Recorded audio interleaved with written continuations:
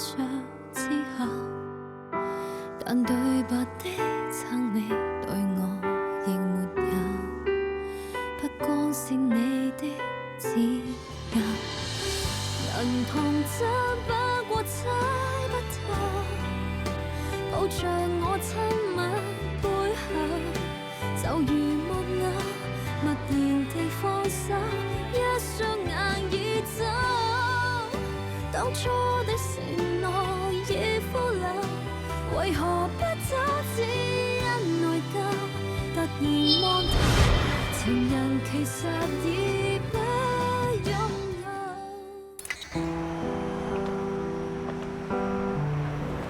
សាមកដល់ផ្ទះមិនដល់មួយឆ្នាំផងក៏ទៅបាត់លឿនណាស់មិនដាច់ចិត្តពីវាសោះពេលបងកំដរអូនយកវាមកចិញ្ចឹមអាយុវាក៏ច្រើនចាក់ចេញជារឿងមុននឹងក្រោយទីពួកយើងក៏ឃុំគ្រងមិនបានដែរលើកមុនរវល់ការងារពេកក៏រំសាយពិធីថ្ងៃកំណើតវាបើដឹងអញ្ចឹងខ្ញុំច្បាស់ជាដាក់ច្បាប់កំដរវាអូនទិញរបស់លេងឲ្យវាច្រើនវាច្បាស់ជាដឹងថាអូនស្រឡាញ់វាតែខ្ញុំនៅមានរឿងច្រើនណាស់ចង់កំដរវាធ្វើមនុស្សគឺអញ្ចឹងខកខានទៅដឹងស្ដាយក្រោយអូននិយាយត្រូវដូច្នេះពួកយើងត្រូវចេះថែរក្សាអ្នកនៅក្បែរកុំឲ្យខ្លួនឯងស្ដាយក្រោយកុំដកអូនដើរនៅមាត់សមុទ្រចុះ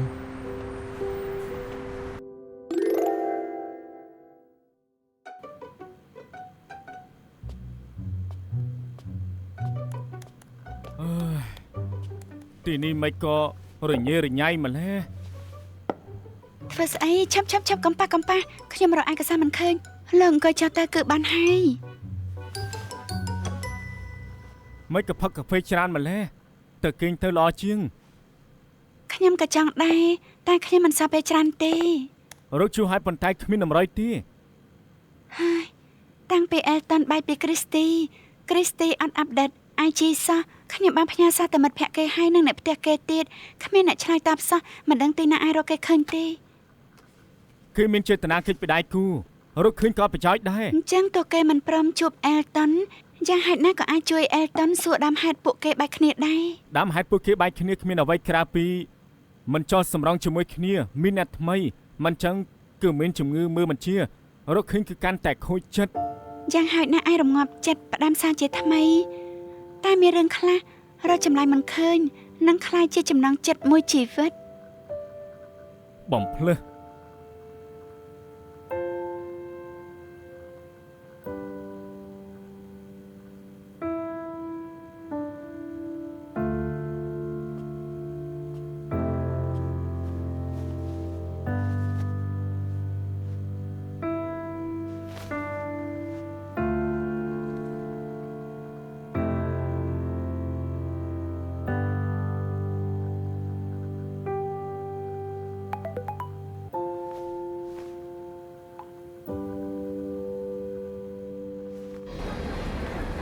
បងឆ្កែទេពឈប់ផឹកទៅខ្ញុំហៅឡានឲ្យបងអើយចេញទៅយើងចង់ជួបជីងឆាងសឹង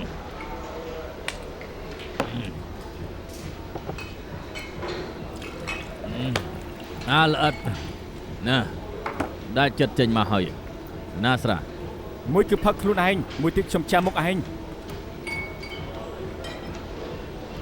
មិនក៏ផឹកស្វឹងនៅថ្នាក់នឹងអត់ទេខ្ញុំចង់ដឹងបើខ្ញុំសង្វឹងឯងនឹងធ្វើអ្វីឥឡូវនេះឯងមកហើយមានសច្ចៈមែនខាត់ថ្លៃតាស៊ីខ្ញុំមួយដបខ្ញុំដឹងថាឯងនិយាយអញ្ចឹងមែនប៉ុន្តែឯងនៅតែមកខ្ញុំដឹងឯងខឹងយូរយ៉ាងហ្នឹងគឺដើម្បីខ្ញុំល្អឯងមិនចង់ឲ្យខ្ញុំល្ងងទទួលទោសជំនួសបងធំតែជារឿងពីមុនទៅហើយណាហើយចុះបំភ្លេចចោលថាបំភ្លេចក៏បំភ្លេចហ៎ថ្ងៃនោះគឺឯងវាយខ្ញុំ3ដៃខ្ញុំឈឺ2-3ថ្ងៃនោះមិនក៏ចិត្តចង្អៀតម្លេះពួកយើងខានជួបគ្នាយូរប៉ុណ្ណាឯងលើមិនក៏ស្មានថាធ្វើពុតស្វឹងអាចបំភ្លេចបានទេខ្ញុំផឹកអស់ច្រើនហើយមិនដូចស្រាទេអីសំដែងអូនណាទុកមុខឲ្យផងតែឃើញឯងថាទទួលខុសត្រូវដែលចិត្តស្មោះសរធ្វើរឿងមួយឲ្យខ្ញុំរឿងការពីមុនឈប់រំលឹកពេលនេះអ្នកណារំលឹកចង់ធ្វើជាសំណាញ់ទៀតដែរទេ បាន រកស្រីម្នាក់ឲ្យខ្ញុំឈ្មោះហានជឿធីងហៅគ្រីស្ទី3ឆ្នាំមុនបាច់គ្នាពីសងសាអ្នកបើកជន់ហោះក្បាត់ខ្លួនបាត់ដំណឹងឈឹងគ្មានដំណឹងទេ ការពិតឯងប្រកែកណាស់បាត់ខ្លួន7ឆ្នាំក៏ឯងអាចរកឃើញគេមាននឹកឃើញរឿងតែនោះទេ អត់នឹងឲ្យទើបខ្ញុំជួយគេនឹងណា បើនិយាយទៅខ្ញុំមើលរឿងភាគគេថាគោះក្បាលពីរបីដៃទៅនឹងនឹកឃើញហើយ ខ្ញុំជាមួយក្បាលឯងចូលក្នុងទឹកក៏ប្រយោជន៍ដែរដឹងទេ ឥឡូវឯងរកចិត្តម្លេះ ចង់ឆាប់ស្រាយចំណងមិត្តភ័ក្តិ ការពិតឯងចាំ7ឆ្នាំហើយហេតុអីក៏មិនចាំបន្តិចទៀតណែខ្ញុំប្រាប់ឯងមានម្នាក់ឯងខានជួបយូរហើយតែមិនចង់ជួបសោះ ណែណាឯងហ៎ បងឆាំងសឹងបងប្រាយច្រើនណាស់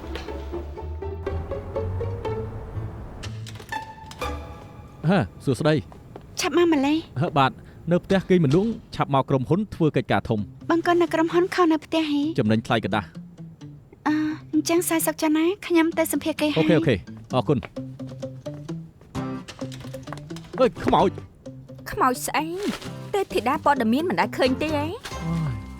ខ្ញុំភ័យសឹងស្លាប់តបតែងមុខទៅបានទេ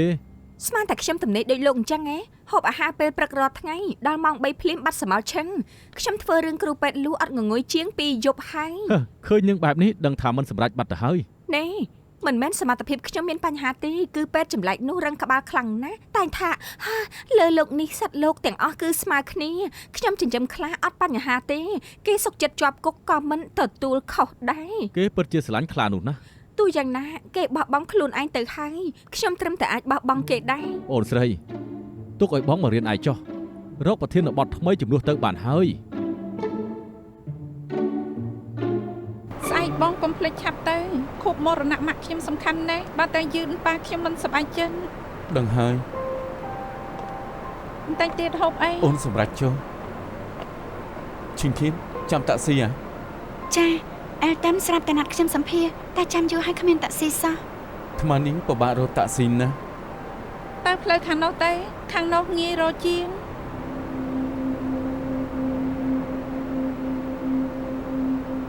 ចាអរគុណ ចិត្តប្រជុំហើយឆាប់ទៅរកហូបអី ខ្ញុំលើលោកថាពួកលោកបង្កើតពេលនៅទីនេះច្រើនណាស់ មែនហើយណែហាងនេះពីមុនពេលដែលខ្ញុំរួចពីការងារខ្ញុំនិងគ្រីស្ទ័រតែងតែម្ហូបកាទៀវប្រហិតត្រីពីមុនថោកណាស់មួយចានតែ$10តែឥឡូវ$30តម្លៃ Triple Crystal ពួកគេលក់លើស3ដង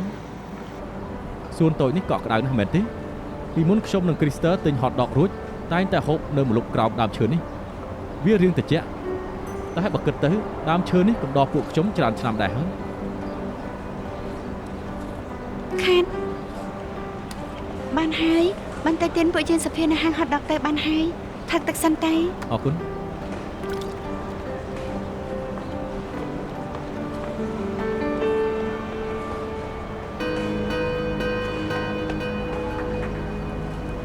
ចាំមិនហើយអែលតាន់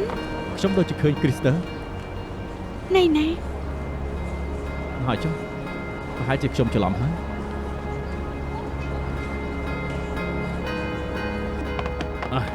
ជើងគេខ្លីសោះរត់លឿនម៉េះស្រីចង្រៃនេះហ៊ានខ្ចីលុយមិនសងផងឯងលើកក្រោយចាប់គេទៅលក់ខ្លួនសងលុយក៏មិនយកបានការទៅផឹកតែ អេបងខកកុំចេះតែសម្រុកចូលមកត្រូវភ្ញៀវឃើញមិនល្អទេ នាំចូលរបស់អត់ប្រយោជន៍អីវ៉ាន់ដែលត្រូវទិញពួកខ្ញុំទិញគ្រប់អស់ហើយ លើកនេះខ្ញុំមិនមែនមកលក់អីវ៉ាន់ទេឲ្យខ្ញុំពូនមកផ្លែតទៅបានទេ ពួកគេនៅក្រៅមិញនឹងគឺរកបងឯង លោកឃើញពួកគេហ៎ពួកគេទៅហើយនៅ ទៅអស់ហើយតែបងគួរតែប្រយ័ត្នបន្តិចទៅពួកគេថានឹងចាប់បងធ្វើជាស្រីលក់ខ្លួន ស្រីលក់ខ្លួនណាបងឆាំងសឹងលើកនេះត្រូវជួយខ្ញុំហើយណា ឲ្យជួយយ៉ាងម៉េចទៅ មែនហើយគ្រប់គ្នាដឹងទេចិញ្ចឹមកូនម្នាក់ត្រូវការលុយប្រមាណមិនងាយស្រួលទេខ្ញុំទៅផ្សងគេរួចឥឡូវខ្ចីគេទៀតហើយ អញ្ចឹងក៏មិនគួរទៅខ្ចីពួកចងការដែរពួកគេមិនមែនជាមនុស្សទេប្រយ័ត្នគេចាប់កូនប្រុសបង បងឆាំងសឹងមិនអញ្ចឹងជួយខ្ញុំផងបានទេ ណែមើលទៅនេះសិនទៅមិនចាំបាច់បងថ្លៃជួយទេហ៎បងចិញ្ចឹមកូនម្នាក់ខ្ញុំចិញ្ចឹម2នាក់ណា មែនហើយរឿងក្តីគេតែងតែមិនបានលុយ ពួកខ្ញុំមិនដែលបានប្រាក់រង្វាន់ទេ ណែសួរច្បងអ្នកទាំងពីរអង្កាល និយាយលេងទេខ្ចីលុយជាង$10ជីឡានមិនបានមែនទេ សាស៊ូឡានក៏ខ្ចីដែរហ៎មិនចាំបាច់សងទេ អរគុណបងឆាំងសឹងបាយបាយ បាយបាយ បាយ កុំមកទៀតអី អាឡូ នារីដែលឯងនិយាយលើកមុនហានយធិញមែនទេខ្ញុំសើបដឹងហើយថាខែមុនគេមកហុងកុងខ្ញុំកំពុងតែរកកន្លែងគេស្នាក់នៅ អូខេស៊ើបបន្តទៀតទៅ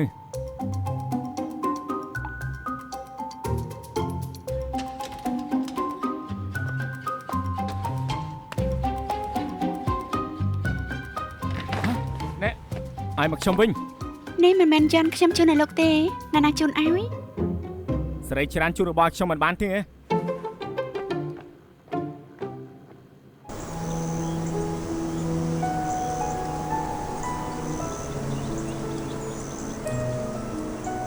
អូនស្រស់ស្អាតរាល់តែឆ្នាំ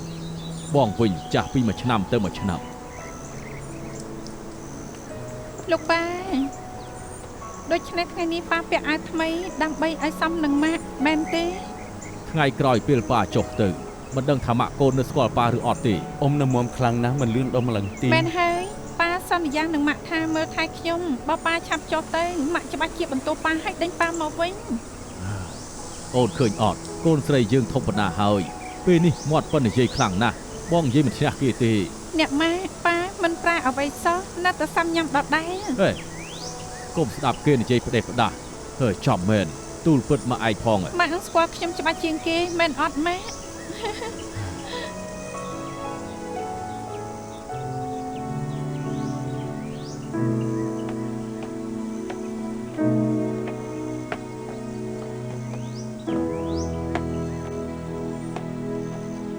បងយល់ថាប៉ាខ្ញុំលើកនេះដូចជាក្តុកក្តួលទេ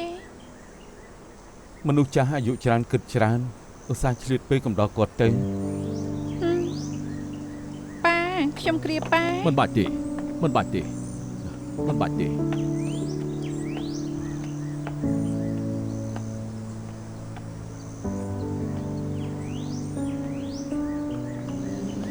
ប៉ាប៉ា ក្មេងអន្តពាលឯងនេះជិះម៉ូតូមិនមើលមនុស្សទេអីបើ20ឆ្នាំមុនសូម្បីជាគៀងក្រោយក៏ឯងមើលមិនឃើញផង បានហើយអញ្ចឹងប៉ាងូតទឹកសម្រាប់ទៅបាយបាយ និយាយជាមួយលោកអ៊ំហ៎ ហើយនឹកឃើញគាត់នៅផ្ទះតែម្នាក់ឯងខ្ញុំយល់ថាកូនស្រីដូចខ្ញុំអាកតញ្ញូណាស់ អូនរវល់ការងារណាស់ពេលវេលាមិនកំណត់ទៀតពិបាកកំដរគាត់ណាស់មានធ្លាប់គិតរកដៃគូឲ្យគាត់កុំឲ្យគាត់អាចកោតទី ខ្ញុំគិតថារឿងស្នេហាប៉ាទម្លាក់ចុះយូរហើយ ព្រៃឆាលមកវិញហើយហ៎ អ្នកគ្រូវិន ស៊ូឈិញចិត្តខ្ញីប្រមាណទៅគ្រប់កូនស្រីឯង ខ្ញុំខែឪពុកកូនអ្នកទាំងពីរមិនសូវញ៉ាំបាយផ្ទះហេតុនេះខ្ញុំក៏ទិញម្ហូបយកមកប៉ាឯងថាជួយធ្វើម្ហូប អូមែនហើយឆាប់ចេញមករៀនព្យ៉ាណូឯងខានរៀន2-3ថ្ងៃហើយបើមករៀនទៀតរឹងដៃអស់ហើយកូនស្រី ថ្ងៃក្រោយខ្ញុំឈប់រៀនព្យ៉ាណូហើយ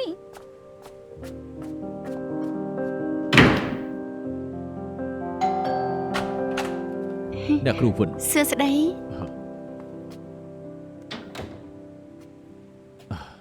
អធិស្ឋានផងកូនខ្ញុំថាមិនចង់រៀនព្យ៉ាណូទៀតទេនេះជាថ្លៃរៀនខែចុងក្រោយថ្ងៃក្រោយនាងមិនចាំបាច់មកទៀតទេ អូខេខ្ញុំយល់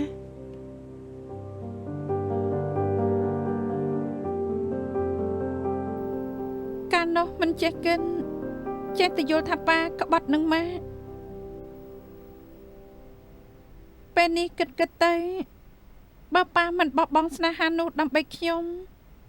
ប្រហែលឥឡូវមិនបាច់ឯកោទេ នេះជាជំរឿសប៉ាអូនខ្លួនឯងអូនកុំបន្ទោសខ្លួនឯងអី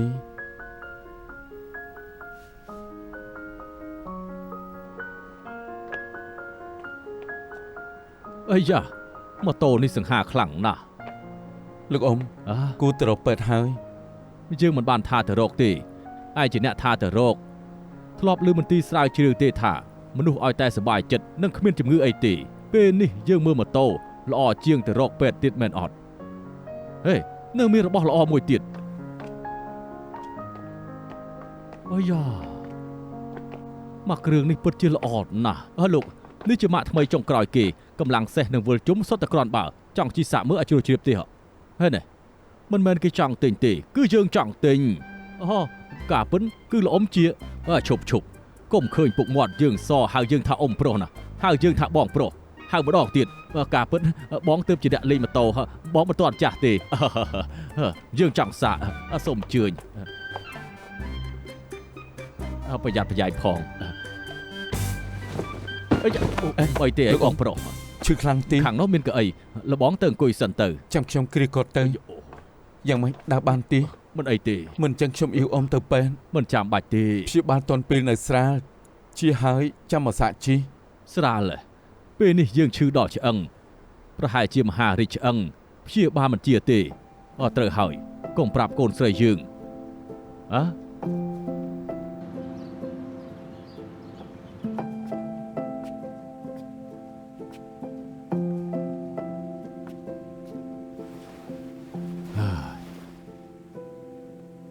កាលនៅក្មេងមិនសូវធូរធារខ្សែកនេះជាកាដូតែមួយគត់ដែលយើងជូនម្ដាយគេពេលរៀបការជាមួយគ្នាម្ដាយគេពាក់ម្ដងក៏មិនដាច់ចិត្តពាក់ទៀតយកទុកក្នុងថតទុកគេថាទុកឲ្យកូនស្រីធ្វើជាគេរៀបការហើយស្ដាយណាស់គេឆាប់ទៅពេកមិនអាចប្រគល់ឲ្យកូនស្រីដល់ផ្ទាល់ការពិតទៅយើងចង់បកគលឲ្យកូនស្រីយើងនៅថ្ងៃរៀបការស្មានមិនដល់ថាត្រូវរំសាយចោលសុំទោសលោកអ៊ំតែខ្ញុំសន្យាមង្គលការពួកខ្ញុំគង់តែប្រមម្ដងទៀតទេដល់ពេលនោះអ៊ំអាចពាក់ខ្សែកឲ្យគេដោយផ្ទាល់ឯងត្រៀមយកកូនស្រីយើងហើយនៅហៅយើងថាលោកអ៊ំទៀតមែនទេលោកប៉ាឯងក៏ដឹងស្ថានភាពយើងនៅពេលនេះដែរយើងខ្លាចចាំមកដល់ថ្ងៃពួកឯងរៀបការណែខ្សែកនេះយើងឲ្យឯងរក្សាទុកចុះបើសិនជាយើងយ៉ាងម៉េចយ៉ាងម៉ាទៅឯងពាក់ឲ្យកូនស្រីយើងជំនួសយើងផងចុះលោកប៉ាមិនទាន់ពិនិត្យផងមិនក៏គិតអវិជ្ជមានម្ល៉េះយើងខ្លួនឯងក្នុងចិត្តយើងដឹងច្បាស់ណាស់យើងក៏ចំណាស់នេះទៅហើយយ៉ាងច្រើនណាស់លាចាកលោកចុះទៅជួបមិត្តចាស់ទាំងអស់នោះយើងមិនខ្លាចស្លាប់នោះទេយើងបារម្ភជាងគេគឺកូនស្រីយើងកំព្រាតែម្នាក់ឯងគ្មានទីពឹងអត់ទេនៅមានខ្ញុំតាកុំព្រួយមិនថាថ្ងៃក្រោយមានរឿងអីទេខ្ញុំច្បាស់ជានៅក្បែររីឆយរហូតដើរទៅមុខជាមួយគេពឹងលើឯងហើយកូនស្រីយើងរើសយកឯងយើងជឿលើខ្សែភ្នែកគេប៉ាពិតជាស្រឡាញ់គេណាស់គ្មានវិធីទេមនុស្សគេតាំងពីតូចដល់ធំរឹងរូសខ្លាំងណាស់រឿងដែលគេកំណត់ហើយមិនអាចកែប្រែឡើយសំខាន់គេសប្បាយចិត្តតែប៉ុណ្ណោះខ្ញុំក៏ត្រូវអរគុណប៉ាដែរផ្ញើកូនស្រីដ៏ឆ្នើមស្រស់ស្អាតឲ្យខ្ញុំត្រូវហើយរឿងជើងឯងដាច់ខាតកុំប្រាប់គេឲ្យសោះយើងមិនចង់ឲ្យគេបារម្ភ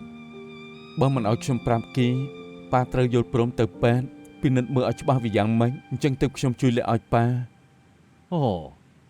ឯងកំពុងតែគម្រាមយើងដើម្បីប៉ាល្អនតាបានប៉ា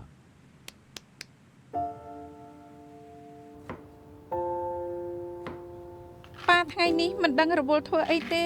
មិនលើកទូរស័ព្ទផ្ញើសារក៏មិនតបមនុស្សចាស់ងាយងុយសម្រាន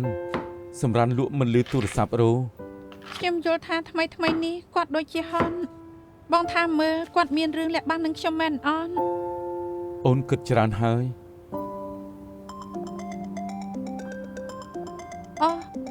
ខ្ញុំទៅយកឲ្យបង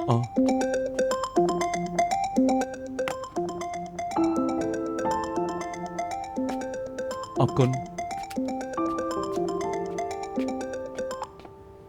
អាឡូសួស្តី Clinic Yancy សូមសួរថាលោកយ៉ាងវ៉ាន់សិនមែនទេនឹងហើយសូមដាស់តឿនលោកថ្ងៃច័ន្ទម៉ោង 10 ព្រឹកណាត់ជួបគ្រូពេទ្យផ្នែកឆ្អឹងអ្នកជំងឺគឺលោកជូសៀនតាមែនទេមែនហើយអរគុណ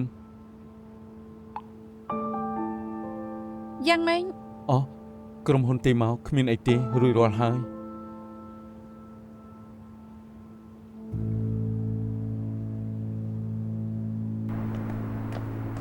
នេះជាហាងដែលនាងសំភីហ៎ឆ្កែកំឡោះសំនឹងនាងហូប សំណាលោកទេនិយាយច្រើនណាស់ទៅអស់វាធ្វើការទៅតំណែងម្លេះខ្ញុំមិនអាចធ្វើបាន កម្របានមកជួយទៅព្រួតទ្រីផលគ្រីស្ទីរបស់គេ លួចខ្ជិលពូកែជាងគេ លើកចូលក្នុងទៅបាទណាមកខ្ញុំជួយលើកអីសុំទោស ខ្ញុំជួយរេ អរគុណ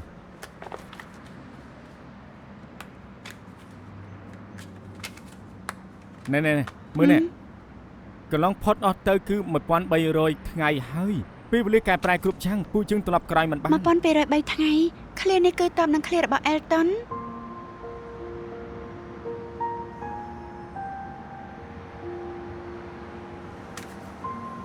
គ្រីស្ទើគឺគ្រីស្ទើសរសេរ 1203 ថ្ងៃមានតែគ្រីស្ទើទេទើបតបនឹងខ្ញុំបែបហ្នឹងប្រកាសជាគេ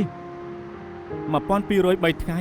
ជាពេលវេលាដែលពូលោកបាយគ្នាអញ្ចឹងមិនចាត់ថាគេនៅហុងកុងមែនទេ Christy ឆ្លៀតពេលលោកមកនៅហាងសរសេរចំណាននេះបិទនៅលើជញ្ជាំងប្រាប់លោកកុំឲ្យចាំគេទេដឹង លុះត្រាតែគេប្រាប់ខ្ញុំដោយផ្ទាល់មាត់មិនអញ្ចឹងខ្ញុំមិនបោះបង់ដាច់ខាតហាងឆ្កែកំឡោះ ត្រូវហើយមានរឿងអីគួរតែនិយាយឲ្យច្បាស់កុំលាក់បាំងអីមែនទេ ខ្ញុំប្រហែលជាដឹង Christy ណៃណាភ្ញៀវដឹកកំងត្រេបផល Christy លើកមុនគឺរស់នៅទីនេះទឹកមុខគេយកឲ្យវ៉ាន់ចម្លែកណាស់ខ្ញុំយល់ថាគេច្បាស់ជាពាក់ព័ន្ធជាមួយ Christy មានមនុស្សទេសួស្ដី អេហេតុអីទីនេះមានទៀនប៉សឬមួយមានអ្នកស្លាប់ អ្នកផ្ទះនីងរើចេញហើយលែងមានអ្នកនៅហើយ មីងមិនដឹងថាពួកគេរើទៅណាទេ មិនដឹងទេគ្រប់គ្នាមកចូលរួមបុណ្យសពឬថាស្រីម្នាក់នោះថ្ងៃនេះហែសង មានអ្នកស្លាប់ហ៎ ពួកលោកមិនដឹងទេខ្ញុំនិងពួកគេក៏មិនសូវស្និទ្ធគ្នាដែរ ស្រីម្នាក់នោះរូបរាងយ៉ាងម៉េចអាយុប្រហែលជាប្រមាណ មិនច្បាស់ទេ គ្រីស្ទើទេណា កម្មាគិតវិជ្ជមានអីស្អីក៏មិនទាន់ប្រកាសដែរ មែនហើយត្រូវដឹងឲ្យច្បាស់សិនមិនប្រកាសជាគេទេ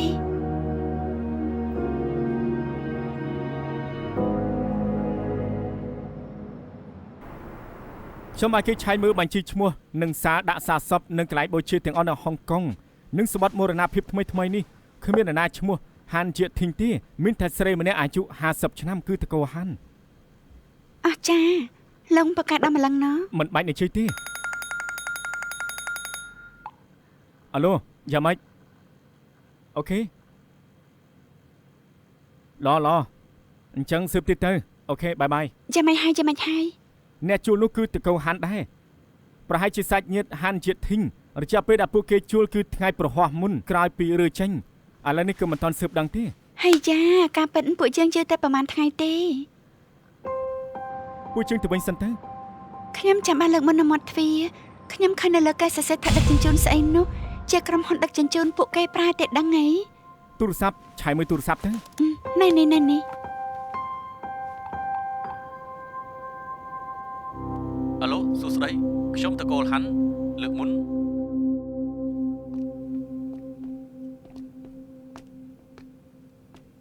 ប៉ាលឺប៉ែតថាហើយលទ្ធផល2 3ថ្ងៃទៀតទៅបានដល់ពេលនោះចាំខ្ញុំប្រាប់ប៉ា ល្អ ប៉ា ស្អីក៏ខ្ញុំអត់បាននិយាយដែរ បងភ្លេចថាបងដំឡើងអេបរកទីតាំងក្នុងទូរស័ព្ទខ្ញុំហើយយេបងនៅទីណាក៏ខ្ញុំតាមរកឃើញដែរលើកមុននៅផ្ទះខាង clinic ទេមកបងច្បាស់ណាស់មិនក៏បងក៏ហក់ខ្ញុំ បងមិនចង់កុហកអូនទេគឺប៉ាមិនអោយប្រាប់ ថ្មីនេះប៉ាផ្ដាសាយឲ្យក្អកក៏មកពេទ្យពិនិត្យទៅប៉ាដឹងថាឯងរវល់ហេតុនេះក៏ឲ្យវ៉ាន់សិននាំប៉ាមកទៅ ផ្ដាសាយក្អកផ្ដាសាយក្អកត្រូវមកពេទ្យឆ្អឹងប៉ារបួសត្រង់ណា ជើងប៉ារៀងឈឺដូច្នេះក៏មករកពេទ្យថាប៉ាក្រិចជើងសម្រាប់តែមួយផ្លែតទៅលែងអីហើយមែនអត់ មែនហើយ អូខេប៉ាមិនប្រាប់តាមត្រង់ខ្ញុំសួរពេទ្យខ្លួនឯង ប៉ាប្រាប់ឯងតាមត្រង់ចុះប៉ាប្រហែលជាមហារាជឆ្អឹង ថាម៉េច ប្រហែលប៉ុណ្ណោះ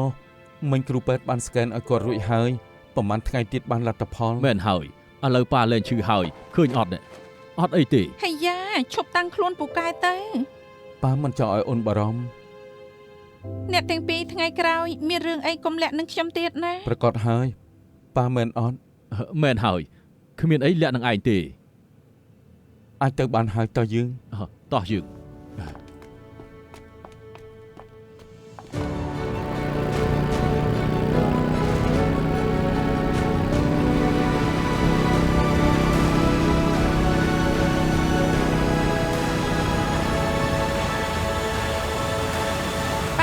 ថ្ងៃក្រោយប៉ាចង់ទៅណាខ្ញុំនាំប៉ាទៅទាំងអស់ ពីមុនប៉ាតែងតែបារម្ភពីឯងពេលនេះឯងទៅជាបារម្ភពីប៉ាវិញឯងពិតជាធំហើយ ប៉ាខ្ញុំកតញ្ញូនឹងប៉ាជាការគួរថ្ងៃក្រោយមានរឿងអីកុំរ៉ាប់រងម្នាក់ឯងត្រូវតែប្រាប់ខ្ញុំបើសូម្បីខ្ញុំជាកូនស្រីប៉ាក៏មិនអាចជួយរំលែកទុកប៉ាបានខ្ញុំនឹងយល់ថាខ្លួនឯងអត់បានការ ដឹងហើយមានកូនកតញ្ញូដូចជាឯងនៅក្បែរប៉ាពិតជាមិនចាំបាច់ខ្លាចទេមិនចាំបាច់បារម្ភឡើយ ក្រែងខ្ញុំពូកែធ្វើឲ្យប៉ាខឹងហ៎ ធ្លាប់ធ្វើឲ្យប៉ាខឹងពីអង្កលមានតែម្ដងទេដែលធ្វើឲ្យប៉ាខឹងគឺប៉ាមិនចង់ឲ្យឯងនៅជាមួយនឹងវ៉ាន់សិនតែចរិតឯងដូចជាចរិតម៉ាក់ឯងអញ្ចឹងឲ្យតែស្រឡាញ់ហើយច្បាស់ជាតាមយកឲ្យបានណែចរិតរបស់ម៉ាក់ឯងគឺអញ្ចឹងឯងរត់តាមម៉ូតូប៉ារហូតដល់កំពូលភ្នំទើបធ្វើឲ្យប៉ានេះរំភើបចិត្ត មែនទេតែម៉ាក់ប្រាប់ខ្ញុំថាប៉ารត់តាមកង់គាត់ទេ មិនមែនទេដឹងអីបើគេមិននិយាយខុសក៏ឯងស្ដាប់មិនខុសដែរម្ដងទៀតគឺពួកឯងចាំខុស ណែខ្សែភ្នែកម៉ាក់ល្អដល់ម្លឹងខ្ញុំក៏កាត់ដូចគាត់ដែរអញ្ចឹងប្រុសដែលខ្ញុំជ្រើសប៉ាទុកចិត្តបានហើយនៅ ត្បិតតែវ៉ាន់សិនធ្លាប់មានប្រពន្ធថែមទាំងកូនតែមនុស្សដូចគេក៏មានទំនួលខុសត្រូវដែរសំខាន់ជាងគេគឺអ្វីប៉ាឃើញឯងនឹងវ៉ាន់សិននៅជាមួយគ្នាសប្បាយចិត្តមានក្តីសុខប៉ាគាំទ្រឯងយ៉ាងពេញទំហឹងតែម្ដង អរគុណប៉ា ល្ងាចណាស់ទៅហើយគួរយកម៉ូតូទៅឲ្យគេវិញហើយពួកយើងទៅវិញ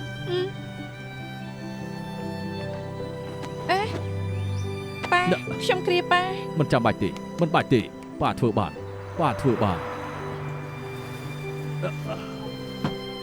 អើយ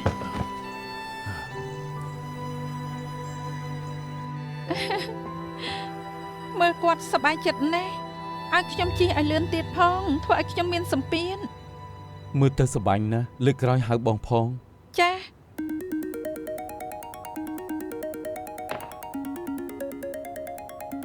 ខាង clinic ទេមក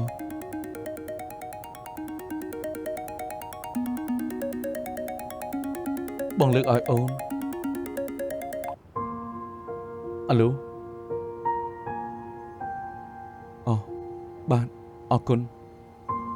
ដឹងហើយអរគុណប៉ាមអីទេគ្រូពេទ្យថាមើល field scan នោះហើយអត់មានដុំសាច់ដែលកាចទេគ្រាន់តែពេលពិនិត្យឃើញជើងរបស់ប៉ាមានអុតក្រហមនិងពងបែកប្រហែលជាជំងឺរើម ប៉ាចំមែនធូរចិត្តហើយទៅងូតទឹកសិន បងទេប្រាប់ប៉ាសិន ចាស់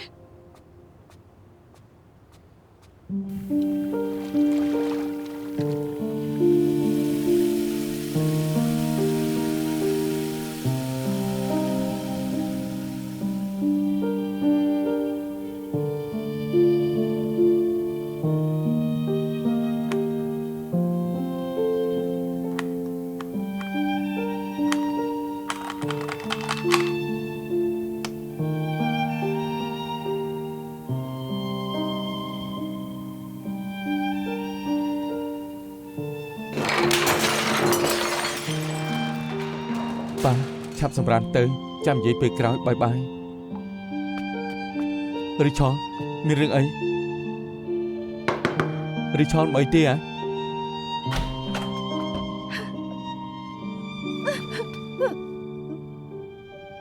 មិនអីទេយំរួចលេងអីហើយយំចុះ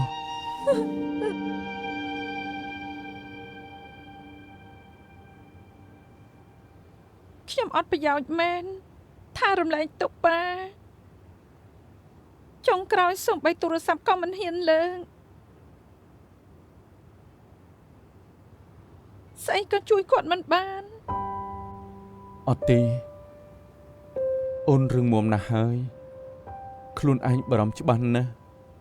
នៅតែតស៊ូរហូតធ្វើធូរស្រាលនៅនឹងមុខមាត់ស្អីក៏ស្ពីម្នាក់ឯង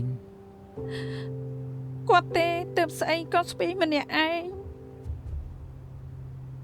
គិតដល់អារម្មណ៍ខ្ញុំជាចម្បងជានិញស្អីក៏គាត់មិនប្រាប់ខ្ញុំ ព្រោះគំនិតអ្នកទាំងពីរដូចគ្នាមនុស្សកាន់តែឲ្យតម្លៃកាន់តែមិនចង់ឃើញភាគីកើតទុក ដូច្នេះអូនឈប់យំទៅឥឡូវដឹងថាមិនអីគួរតែសប្បាយចិត្តដឹងនៅ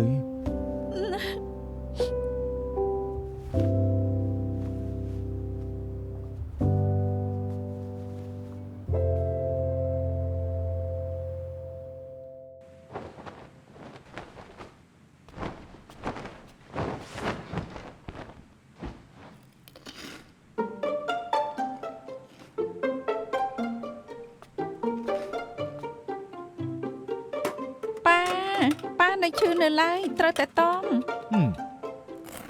ឯងឲ្យប៉ាហូបអញ្ចឹងឯងទិញមកធ្វើអី ខ្ញុំទិញមកចាំប៉ាជាចាំពិសាឥឡូវត្រូវពិសាថ្នាំ ទ្រាំពីសប្តាហ៍ទៀតទៅប៉ា និយាយថាស្អីក៏លែងលាក់បាំងនឹងខ្ញុំភ្លេចខ្លួនក៏លួចពិសាននំ អូនប្រាប់គាត់ហើយគាត់មិនស្ដាប់ អាយ៉ាយ៉ាយ៉ាងមិនហើយខ្ញុំទៅយកកៅអៀកសិន មិនបាច់ទេឲ្យតែឯងមិនខឹងប៉ាលែងឈឺហើយដូចកូនក្មេង ត្រូវឲ្យប៉ាមានរបស់មួយចង់ឲ្យប៉ាវិញ ខ្សែកយើងឲ្យឯងរក្សាទុកហើយគឺមិនយកវិញទេឯងគិតចង់មិនគោរពសម្ដីទេដឹងអី មិនមែនទេខ្ញុំនឹងរីឆលចិត្តប្រមមង្គលការហើយខ្ញុំចង់ឲ្យប៉ាពាក់ឲ្យគេដោយផ្ទាល់ដែរ ពួកឯងសម្រាប់ចិត្តរៀបការហើយប្រសើរណាស់ ខ្ញុំឲ្យគេចាំយូរពេកហើយមិនចង់ឲ្យគេចាំទៀតទេ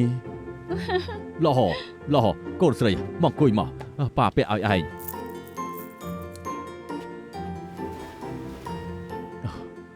ស្អាតណាស់ពិតជាដូចម៉ាក់ឯងការនៅកាលនោះបេះបិទម៉ាក់ឯងឃើញគេច្បាស់ជាសប្បាយចិត្តមិនខាន អរគុណប៉ា ណែខ្សែកនេះជាការជូនពរពីប៉ានិងម៉ាក់ឯងមកសង្ឃឹមថាស្នេហាពួកឯងរឹងដូចជាត្បូងពេជ្រនេះអញ្ចឹងស្រឡាញ់គ្នាដល់ចាស់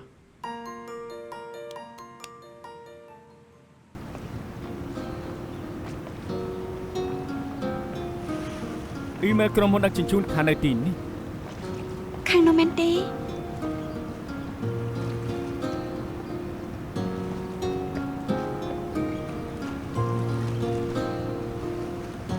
សួស្តីនាងគឺហាន់ជាថេងគ្រីស្ទីមែនទេខ្ញុំក៏ជាធានអ្នកកសែតនៅស៊ីងសឹងខ្ញុំចង់សម្ភាសនាង ខ្ញុំគ្មានអីនិយាយទេសូមទៅវិញទៅ 1203ថ្ងៃជាពេលដែលនាងអ្នកអែនតាន់បែកគ្នាបើក្នុងចិត្តនាងគ្មានគេមិនមែនមួយថ្ងៃរាប់ថ្ងៃទេបើឈឺចាប់រត់ទៅថ្ងៃអញ្ចឹងធ្វើដាច់ស្រេចទៅមិនរត់ទៅល្អទេ នាងមិនអាចដឹងថាខ្ញុំឈឺចាប់ប៉ុណ្ណាខ្ញុំមិនដឹងនិយាយប្រាប់គេថាម៉េចទេ បើនាងចេះថាឈឺចាប់មិនអញ្ចឹងនាងប្រាប់ខ្ញុំនឹងជួយលាក់ឲ្យនាងការប៉ុណ្នេះមិនបាច់ស្ពេម្នាក់ឯងទេ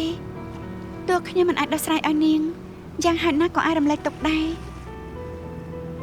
មានតែបំភ្លេចអតីតកាលទេទើបអាចបន្តទៅមុខទៀតអែលតុនជាអ្នកបើកបរយន្តហោះ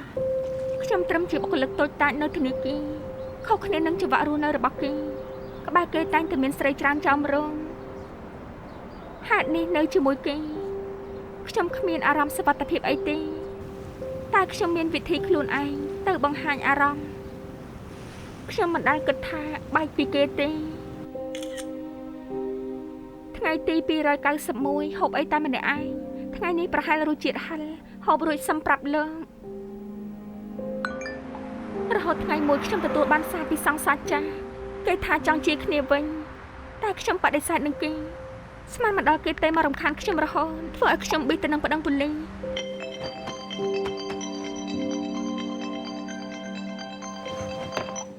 ខ្ញុំថាហើយពួកយើងតែមិនរួចទេបាត់តែមកទៀតខ្ញុំប្តឹងប៉ូលីសហើយខ្ញុំស្មានថាគេចុងក្រោយព្រមឈុំស្មានមកដល់គេបាយជាផ្ញើរូបថតស្និទ្ធស្នាលធ្លាប់ថតពីមុនមកគម្រាមខ្ញុំហើយថាបើខ្ញុំមិនជួបគេនឹងផ្ញើរូបថតទាំងនោះទៅឲ្យអែលតុនខ្ញុំមិនចង់ឲ្យអែលតុនដឹងដូច្នេះពេលដែលធ្វើការខ្ញុំឆ្លៀតទៅជួបសង្សារចាស់ខ្ញុំសង្ឃឹមថាកាត់ផ្ដាច់ជាមួយនឹងគេស្មានមកដល់ពួកខ្ញុំគ្រោះថ្នាក់ចរាចរណ៍ខ្ញុំខូចមុខហើយខ្ញុំខ្លាចអែលតុនឃើញមុខខ្ញុំបែបនេះខ្ញុំខ្លាចគេសួរថាខ្ញុំមានរឿងអីខ្ញុំខ្លាចគេស្អប់ខ្ពើមមុខមាត់របស់ខ្ញុំមានតែសុំគេបែកគ្នាមុន អើតនសួរមិនឈប់ថាហេតុអីចង់បែកគ្នាខ្ញុំពិតជាមិនដឹងឆ្លើយថាម៉េចទេអញ្ចឹងខ្ញុំមានតែកិច្ចមុខពីគេខ្ញុំប្រាប់ឲ្យអ្នកផ្ទះខ្ញុំជួយលាក់ទៀតផងក្រោយមកគ្រួសារខ្ញុំក៏អន្តោប្រវេសន៍រហូតដល់ថ្មីនេះមីងខ្ញុំឈឺទើបខ្ញុំមកមើលគាត់ស្ដាយណាស់ចុងក្រោយគាត់នៅតែទៅត្រីផលគ្រីស្ទីនោះនាងជាអ្នកកំងអីមកហុងកុងវិញដូចមកអតីតកាលវិញទ្រាំមិនបានចង់រករសជាតិដែលធ្លាប់ហូបចង់ទៅកន្លែងដែលស្គាល់ច្បាស់ជួបអ្នកដែលស្និទ្ធស្នាលខ្ញុំដឹងថាគេបើកហាងហត់ដកនោះគឺដើម្បីចាំខ្ញុំ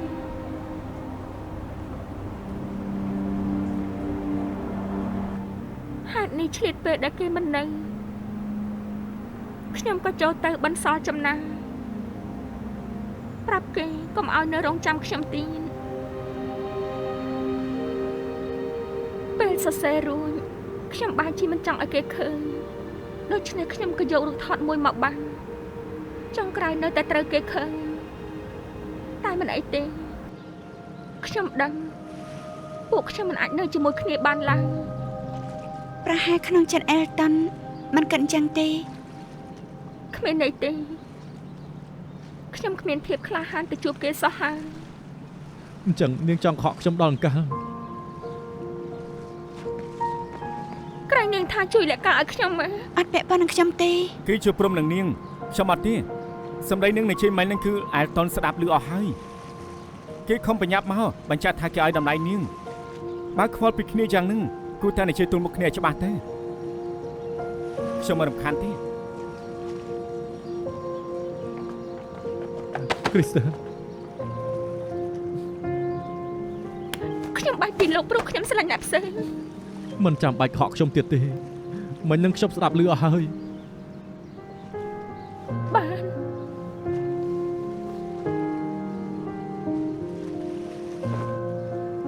ចឹងមើលឲ្យច្បាស់ទៅ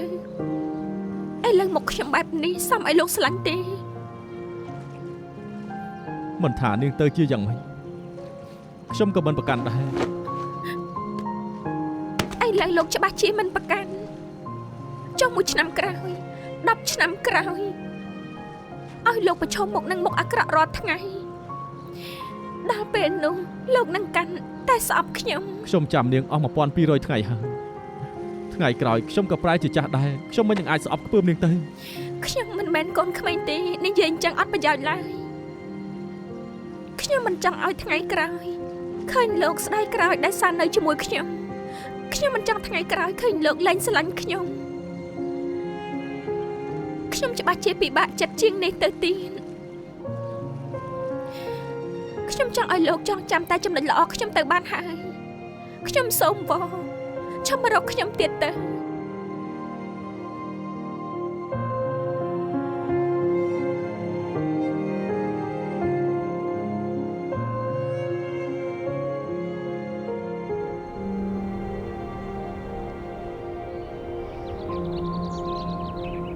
នៅទូភ្លឺមិនក៏មិនទេប្រាប់ឲ្យបានចឹងសមានតនេះមានរឿងអីកម្មវិធីចិត្តចាក់ផ្សាយហើយពេលរវល់ខ្ញុំពិតជាស្អីក៏មិនចាំដែរប៉ុណ្ណឹងសិនចុះខ្ញុំត្រូវយកវីដេអូឲ្យអែលតុនមើលចឹងមកវិញប្រចាំផងណាជីឡានកុំគិញហួចចំណត់ដឹងហើយបាយហើយឯណាអែលតុនគេទើបចេញទៅយកអីវ៉ាន់តែជិតមកវិញហើយអង្គុយចាំមកផ្លែតសិនទៅចាអរគុណហៅឡូហាងឆ្កែកំឡោះបាទអូខេឈុតលេខ4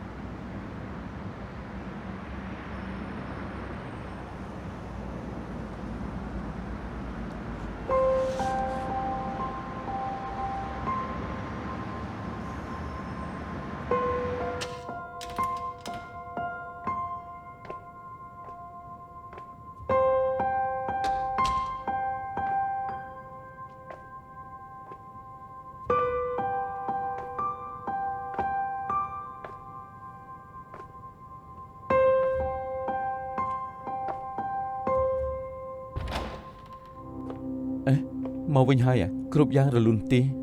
រលូនសេលើថាអ្នកទាំងពីររៀបចំរៀបការសូមអបអរសាទរ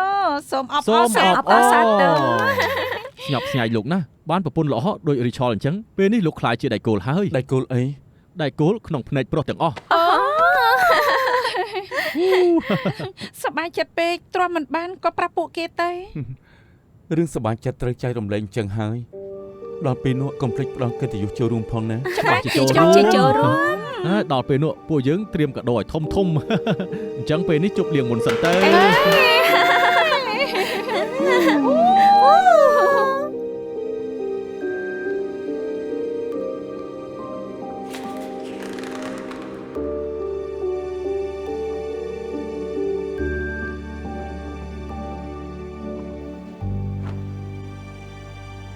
ខ្ញុំបានកំណត់ម៉ោងឯកសារនោះគេមើលមិនដល់10នាទីផងក៏ងងុយគេងបាត់ទៅហើយ ច្បាស់ជាយប់មិញគិតពីឈីងធានគេងមិនឆ្អែតហើយ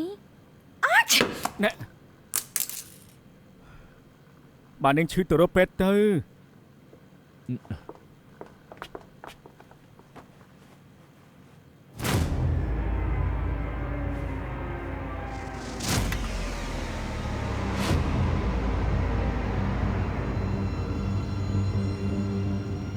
ទីបំផុតមកវិញហើយ ល្អហើយប្រកល់ឲ្យអ្នកទាំងពីរហើយ មានភ្ញៀវមក ពួកខ្ញុំនៅរៀងពិបាកធ្វើការរួចពួកខ្ញុំទៅផ្ទះតែម្ដង ទុកឲ្យអ្នកទាំងពីរទទួលភ្ញៀវចុះ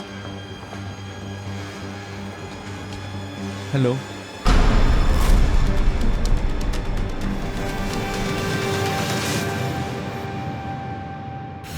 身